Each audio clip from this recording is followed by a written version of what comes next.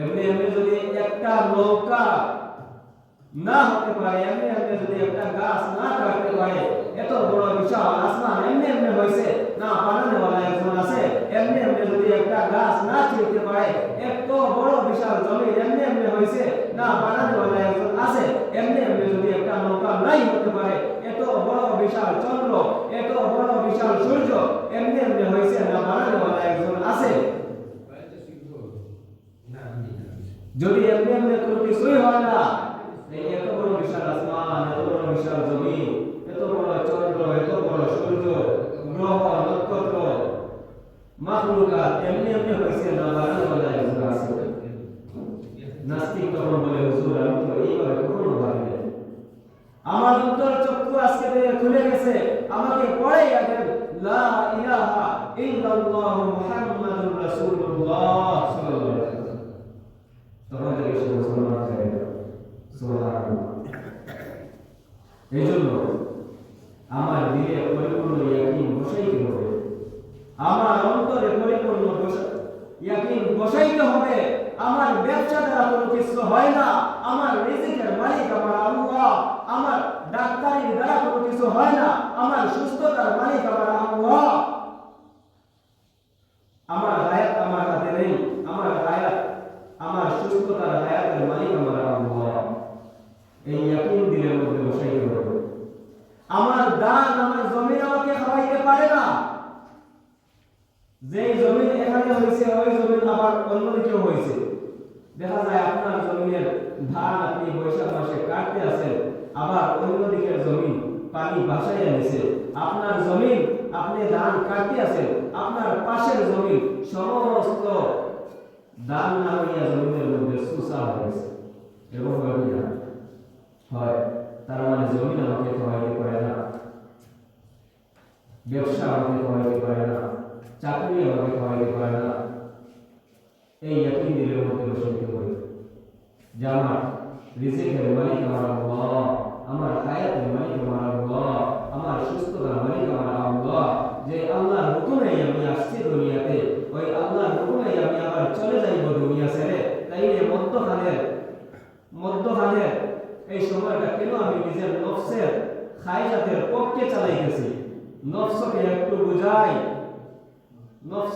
বুঝাই যে হে প্রশান্ত মন, একটু বুঝো, ডান দিক থেকে অ্যালাউন্স আসতেছে। এই তো গতকালকে কি পরশু দিন অ্যালাউন্স আসলো বশিরপুর থেকে, তালতলা থেকে, ইন্না লিল্লাহি ওয়া ইন্না ইলাইহি রাজিউন। অমুকের ছেলে অমুকের দুনিয়ায় নাই। প্রতিদিন ডান দিকে, বাম দিকে, পিছন দিকে, সামন দিক থেকে অ্যালাউন্স আসতেছে, অমুক যুবক আর দুনিয়ায় নাই, অমুক পুরুষ আর দুনিয়ায় নাই, অমুকের ছেলে অমুক আর দুনিয়ায় নাই। একদিন তো আমার ওই অ্যালাউন্স চলে আসবে, আমার তো সিগন্যাল বাজতে আছে, সময় তো যাইতেই আছে, দাড়ি তো পাকা হয়ে গেছে। আর কখন আমি আল্লাহর দিকে ফিরব, আর কখন আমি মসজিদের দিকে রুজু হইব, আর কখন আমি আল্লাহর হুকুম ধরব, আর কখন আমি রাসূলের সুন্নাত মোতাবেক চলব? নফসকে একটু বুঝাই, হে প্রশান্ত মন, একদিন তো আমার ওই অ্যালাউন্স চলে আসবে। ইন্না লিল্লাহি ওয়া ইন্না ইলাইহি রাজিউন। অমুকের ছেলে অমুকের দুনিয়ায় নাই। তখন কেউ বাঁশবাগানে দৌড়াইবে, কেউ কবরের মধ্যে দৌড়াইবে, কেউ পানি গরম করতে চলে যাবে। তখন সবাই আমার নাম আর ধরবে না, সবাই বলবে অমুকের লাশ। কেন আমি আমার মনকে একটু বুঝাইতে পারি না যে আমার যদি অ্যালাউন্স চলে আসে, কি নিয়ে আমি আল্লাহর দরবারে হাজির হব, কি নিয়ে মালিকের দরবারে আমি হাজির হব, আর কখন আমি নামাজ ধরব, আর কখন আমি আল্লাহর হুকুম মানব? কত অ্যালাউন্স আসে, কত অ্যাক্সিডেন্টের খবর আসে, ইন্টারনেটের যুগ, কত যুবক দুনিয়া ছেড়ে চলে যায়। নিজেই কত সমবয়সী ভাই বোনকে কবরে রাখবা। আপনার বয়সের ছোট অনেককে আপনি নিজের হাতে কবরে রাখলেন, এরপরেও আপনার মনকে একটু কেন বুঝাইতে পারেন না? একদিন তো আমারও ডাক চলে আসবে, কেন আমি মসজিদের দিকে যাইতে পারি না? কেন আমি আখিরাতের কথা আমার দিলে বসাইতে পারি না?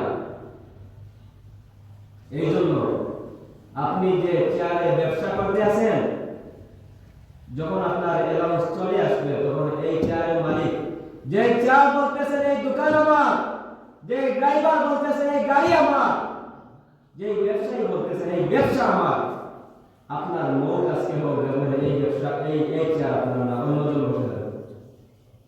যে ঘরওয়ালা বাড়িওয়ালা বলতেছেন এই রুম আমার, আজকে আপনার মৌত হোক, আগামীকালই এই রুম দখল অন্যজন করে দেবে। আপনার ছেলে, আপনার ভাতিজা, আপনার মেয়ে এইগুলো দখল করে দেবে, এটা আপনার না। 5 কিয়ার জমি আছে, এক কিয়ার জমি আপনি কবরে নিয়ে যেতে পারবেন না। কি নিয়ে যাবে এখানে কবরে? কাপড়ের তো কোনো পকেট নাই, কাপড়ের তো কোনো পকেট নাই, কি নিয়ে যাবে কবরে? মাথার গ্রাম পায়ে ফেলতেছেন, সব সময় শুধু কাজ কাজ কাজ, চাকরি ব্যবসা করতেছেন, হারাম হালাল ছেলে মেয়েদেরকে খাওয়াইতেছেন। আপনার মৌতের পরে আপনার নিজের ছেলেও বলবে না, বাবা সারা জীবন খাওয়াইলো, সারা জীবন বরণ পোষণ করলো, একটা রাত্রি আমার বাবার সাথে আজকে থাকবো, এটা কেউ বলবে না।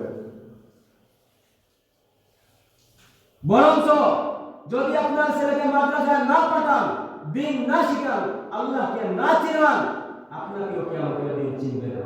বলবে আল্লাহ আমার বাবা আমাকে দিন শিখান নাই, আমার বাবা মা আমাকে কোরআন শিখান নাই, আমার বাবা মা আমাকে আল্লাহ চিনেন নাই। আজকে আল্লাহ বলবেন ঠিক আছে ঠিক আছে থামো, ওই বাবা মাকে লক্ষ লক্ষ কোটি কোটি মানুষের সামনে শোয়াও। তখন ওই বাবা মাকে শোয়াইয়া বলবেন যে ছেলে মেয়েদেরকে যে তোমাদের বাবার বুকের উপর দিয়া পা দিয়া মুড়াইয়া জাহান্নামে যাও। কত লজ্জার বিষয় না হবে? কেন আমরা নিজের দিন শিখছি না? কেন আমরা নিজের ছেলে মেয়েদেরকে দিন শিখাইতেছি না? ওই দিন কেমন লজ্জার দিন হবে যে দিন নিজের ছেলে মেয়ে নিজের বুকের উপর দিয়ে জাহান্নামে যাবে। এই জন্য নিজের আত্মীয় স্বজন ব্যবসা বাণিজ্য কোনো কিছুই আমার কবরে আমার আখিরাতের জন্য কাজে আসবে না। কাজে আসবে ওইটাই যেটা আপনি আল্লাহর জন্য খরচ করেছেন, যেটা আপনি আল্লাহর জন্য আমাল করেছেন, যেই রোজা আপনি আল্লাহর জন্য রেখেছেন, ওইটাই কাজে আসবে। আপনি মসজিদে একটা টাইলসের ব্যবস্থা করে দিয়েছেন, যদি আল্লাহকে বলা হয় আল্লাহ এই একটা শখের টাইলস একজন দিয়ে দিয়েছে, তাই তার আসল আল্লাহ আপনি কি দিবেন? আল্লাহ বলেন যে সে যদি খবরে চলে যায়, তার খবরের মধ্যে আমি তার সওয়াব 1% পৌঁছে দিতে থাকবো। মাদ্রাসায় দান খয়রাত করছেন, তার সওয়াব একজন হাফিজে কোরআন আপনারা বলছে, তার সওয়াব আপনার কবরের মধ্যে পৌঁছতেই থাকবে। আল্লাহকে যদি বলা হয় যে আল্লাহ কতদিন পৌঁছবে, শুধু কবর পর্যন্ত? আল্লাহ বলেন না না না, এই টালসে প্রতিটা সেজদার 1% আপনার কবরের মধ্যে পৌঁছে যাবে। কিয়ামত পর্যন্ত যদি এই মসজিদ থাকে, কিয়ামত পর্যন্ত আপনার আমল নামায় 1% সওয়াব পৌঁছে যাবে। আপনার দ্বারা যদি একজন মানুষ নামাজি হয়ে যায়, সে যতদিন নামাজ পড়বে তার নামাজের একটা সওয়াব আপনার আমল নামায় পৌঁছে যাবে। তার দ্বারা পরে আরেকজন নামাজি হলে ওই ব্যক্তির নামাজের পার্সেন্টেজ সওয়াব আপনার আমল নামায় চলে যাবে। এইভাবে তার দ্বারা কিয়ামত পর্যন্ত যত মানুষ নামাজি হবে, তত মানুষের সওয়াবের একটা পার্সেন্টেজ আপনার আমল নামায় চলে যাবে। এই জন্য প্রথমে সে যে আল্লাহর দ্বীনের জন্য নিজের মালকে, নিজের জানকে, নিজের সময়কে একটা বাচ্চা যদি হাফিজে কোরআন হয়, তার প্রতিটা হরফের সওয়াব 1% আপনার আমল নামায় চলে যাবে। যে মসজিদ আল্লাহর জন্য তৈরি করলো, এই মসজিদে কিয়ামত পর্যন্ত যত মানুষ সেজদা করবে, প্রত্যেকটা সেজদার পার্সেন্টেজ ওই ব্যক্তির আমল নামায় চলে যাবে। আর একটা মাদ্রাসা শুরু করা মানেই হইল শুধুমাত্র হিফসানা এগুলা। একটা মাদ্রাসা যখন শুরু হয়ে যাবে, মসজিদ শুরু হয়ে যাবে, ওই মাদ্রাসা ওই নবীর বাগানের জিম্মাদার আল্লাহ বলে যাবেন। আর শুরু হয়ে যখন হয়ে যাবে, তখন শেষ ও আল্লাহ তাআলা কিয়ামত পর্যন্ত দাইমা কায়েম রাখবেন ইনশাআল্লাহ। আরে আমাদের গহরপুর তো শুরু হয়েছিল বটগাছের নিচে, এখন 5 তলা 4 তলা বিল্ডিং, হাজারো শত মানুষ বুখারী শরীফের দর্শ নিতেছে।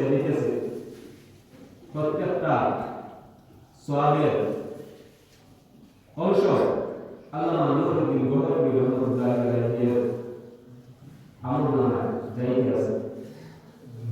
হযরত শাহ সুলতান রহমাতুল্লাহ আলাইহি মহিলা মাদ্রাসা একটা টিনের ঘরে শুরু হয়েছিল, এখন 4 তলা 5 তলা বিল্ডিং, হাজার হাজার শত শত ছাত্রীরা, মা বোনেরা, ছেলেরা আলিম হইতেছে, হাফিজ কোরআন হইতেছে, দিনদার হইতেছে, আল্লাহ ওয়ালা হইতেছে, মুত্তাকি হইতেছে।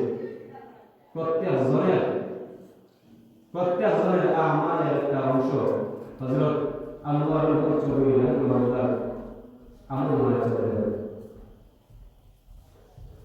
এই জন্য বটগাছ তলার যেই মাদ্রাসা ওইটা যদি গহরপুর হইতে পারে, টিনের ঘরের মাদ্রাসা যদি মহিলা মাদ্রাসা এত বড় মাদ্রাসা হইতে পারে, আমাদের এই মাদ্রাসা মসজিদ ইনশাআল্লাহ আল্লাহ তাআলা কিয়ামত পর্যন্ত দাইমা কায়েম রাখেন যেন আমরা এই দোয়া করি, আমিন। আর এই মাদ্রাসা ইনশাআল্লাহ একদিন মক্তব শুরু হয়েছে, আমরা তো আশা রাখি একদিন দারুল হাদিস হবে। আমরা হয়তো এই দুনিয়ায় না থাকতেও পারি, প্রতিষ্ঠাতা হাজী নিজামুদ্দিন সাহেব হয়তো একদিন এই দুনিয়ায় না থাকতে পারেন, কিন্তু গহরপুরীর নাম যদি সিডির পাতায়, বইয়ের পাতায় স্বর্ণাক্ষরে লিপিবদ্ধ থাকতে পারে, আনোয়ারুল হক চৌধুরী রাহমাতুল্লাহ আলাইহির নাম যদি সিডির পাতায় লেখা থাকতে পারে, এইরকম শাহজালাল রহমাতুল্লাহ আলাইহি দিনের দাওয়াত শুরু করেছিলেন সিলেট থেকে। এই সিলেটে এখনো সারা পৃথিবীর মধ্যে শাহজালাল রহমাতুল্লাহ আলাইহির নাম যদি থাকতেও পারে, যেই দিনের খেদমত করে, যেই দিনের আয়োজন শুরু করবে, সে যদি এই দুনিয়ার নাও থাকে, কিয়ামত পর্যন্ত এই প্রতিষ্ঠান থাকে, কিয়ামত পর্যন্ত তার নাম স্মরণ করে রাখা হবে ইনশাআল্লাহ। আর প্রত্যেকটা আমলের, প্রত্যেকটা বাচ্চার কোরআন তেলাওয়াতের, প্রত্যেকটা মানুষের সেজদার একটা অংশ তার আমলনামায় চলে যাবে ইনশাআল্লাহ। এইজন্য আমরা নিজে দিনদার হই, মুত্তাকি হই, নামাজি হই, আর আহলকে কি করি? নামাজি হই। কু আনফুসাকুম ওয়া আহলিকুম নারা, তুমি নিজে জাহান্নাম থেকে বাঁচো, তোমার আহলকে জাহান্নাম থেকে বাঁচাও। তুমি নিজে নামাজি বনো, তোমার আহলকে নামাজি বানাও। আর সবটা কি মায়া মোহাব্বত তো ওই ব্যক্তি, ওই বাবা, যেই বাবা নিজের ছেলে মেয়েকে আরামের ঘুম থেকে তুইলা বলে বাবা ফজরের নামাজটা পড়ে না, বরং আমরা কি করি? আমরা করি যে বলি না ছেলে মানুষ তো, ছোট বাচ্চা তো, একটু ঘুমাও, পরে উঠবে। এক্সাম্পল স্বরূপ আমি একটা উদাহরণ দিই, এরপরে কথা শুনতে যাবে ইনশাআল্লাহ। আচ্ছা, এখন ধরে ওইদিকে একটা বাঘ আসতেছে, এখন ধরেন ওইদিকে সামনের দিক থেকে একটা বাঘ আসতেছে। এখন যদি আপনার ছোট্ট একটা বাচ্চা ওইদিকে চলে যায়, কি করবেন আপনি? বাচ্চাকে যেতে গেল, ছোট বাচ্চা চলে যায়, দিবেন দেখুন, দিবেন না কেন? যে না আমার ছেলেকে বাঘে খেয়ে ফেলতে না করবে, বাবা তুমি কিন্তু দিও না। এরপরেও যদি যেতে চায় তাইলে ওকে ধমক দিবেন, গালি দিবেন। এরপরেও যদি যেতে চায় তাইলে ওকে বাইন্ধা রাখবেন, তবু ওই বাঘের দিকে যেতে দেবেন না। কিন্তু আফসোসের কারণ হলো এই বাঘের থেকে ভয়ঙ্কর, এই বাঘের থেকে ভয়ঙ্কর আযাব আল্লাহ কবরের মধ্যে রাখছেন, এই বাঘের থেকে ভয়ঙ্কর আযাব আল্লাহ জাহান্নামের মধ্যে রাখছেন। কিন্তু আমার ছেলে মেয়ে নামাজ না পড়ে জাহান্নামের দিকে যাইতে আছে, কেন আমি ফিরাইতেছি না? কেন আমি তাদেরকে বাধা দিতেছি না? বাবা গান বাজনা শুইলো না, ওইগুলো হারাম। তুমি নামাজ চাইও না, ওইগুলো হারাম। ওইগুলো তুমি নামাজ চাইও না, আল্লাহ তোমাকে জাহান্নামের মধ্যে দিবে। এটা কেন আমি বলি না? আমার তো প্রয়োজন ওকে বুঝাইয়া শুনাইয়া হইলেও নামাজ পড়ানো, না শুনলে ওকে বেত্রাঘাত করা, প্রয়োজনে নিজের ছেলে মেয়েকে পায়ে বইরাও নামাজ পড়ানো, তবু জাহান্নামের আযাব থেকে নিজে বাঁচা, নিজের আহালকে বাঁচা। আপনি কিসের মায়া দেখাচ্ছেন? নিজের ছেলে মেয়েকে ঘুমের মধ্যে রেখে নিজে এসে নামাজ পড়তেছেন, আপনি মোহাম্মদ দিয়ে রেখেছেন না দুশমন করতেছেন। কখন আমরা নামাজ পড়ব? আমি নিজে নামাজি হব, আমার বিবি বাচ্চাকে আমি নামাজি বানাবো, আমি নিজে নামাজি হব, আমার আহারকে আমি নামাজি বানাবো, আমি নিজে নামাজি হব, আমি নিজে মসজিদে আসবো, আমার পাড়া প্রতিবেশীদেরকে ডাইকা মসজিদে আনবো, বুঝাইয়া ছুটাইয়া মসজিদে আনবো।